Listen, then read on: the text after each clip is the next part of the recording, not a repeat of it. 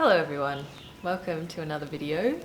My name is Catherine and today I'm going to be sharing with you 3 things that I wish I knew as a baby psychic. So, I think I've always been psychic. I think most people who have that kind of intuitive psychic ability have always kind of had that. But I think we all, as we learn about our gifts and come more into mastery of our gifts, we learn a lot of things along the way that may have helped us when we were younger.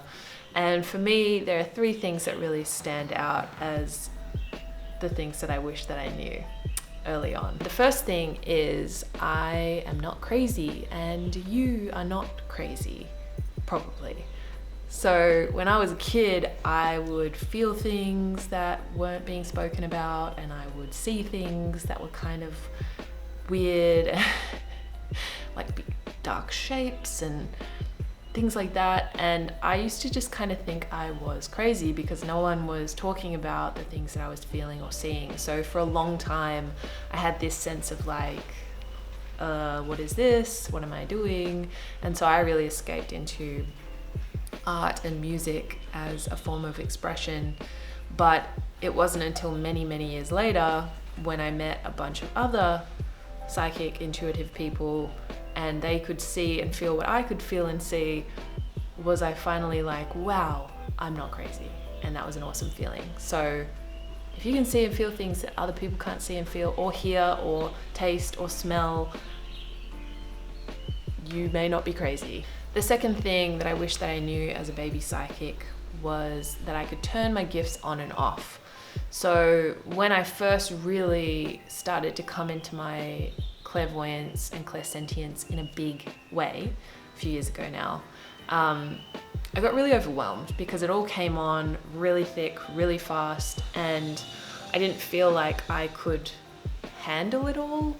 It was a lot of energy, it was a lot of information, and I was just kind of inundated, and I remember feeling really like this a lot of the time. And then someone said to me, what if you just imagine like a tap, if everything's pouring in from like a tap above you, just imagine going up and like turning the tap off. And I was like, genius. So I did that, and I learned that I could basically put boundaries in place to kind of say like, this is when I'm available, this is when I'm not available, and that really changed my life. The third thing that I wish that I knew as a baby psychic is that not everything that you see, hear, feel, taste, smell on that sort of psychic intuitive level is relevant or good for you. Early on, again, in the piece, I really would just kind of receive everything that was coming in, and I didn't have any awareness or discernment around where that information was coming from, who it was coming from, what their agenda was. I just kind of thought that everything I received on a psychic intuitive level was for me, And then last year I got a really big initiation, education around different spiritual, energetic beings and their different intentions. And I actually did a bit of a detox with my friend Jessie Oshodi. She inspired me with this, and just kind of cut off connection with all spiritual beings altogether. And through that experience, I really learned that, not everyone has your best interests at heart, and that when we are channeling, it may not actually be from someone or somewhere that is for your highest good. And in my experience, there's a lot of spirits around. I'm in Bali right now, and there's definitely a lot of spirits around, and sometimes spirits are just looking for someone who's open and receptive to speak to and to share with, or like to try and action their agenda through.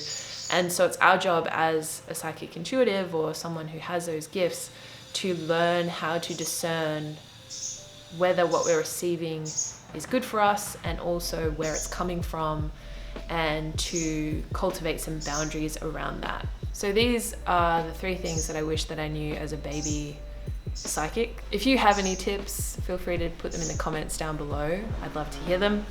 And I am here teaching on different things to do with being a body-led being, being an intuitive being, and just sharing on those kinds of topics in general. I also share much more in depth on this sort of topic in my course, Your Body and Instrument, which goes into a lot more detail on things like energetic boundaries, channeling, the different psychic gifts that you can have, seeking consent, developing discernment, becoming a clearer channel, and basically refining your instrument, i.e. your mind and your body, and how you're interacting with the energetic reality. So if you're interested in that, check out the link below or in my bio, and I will see you guys next time.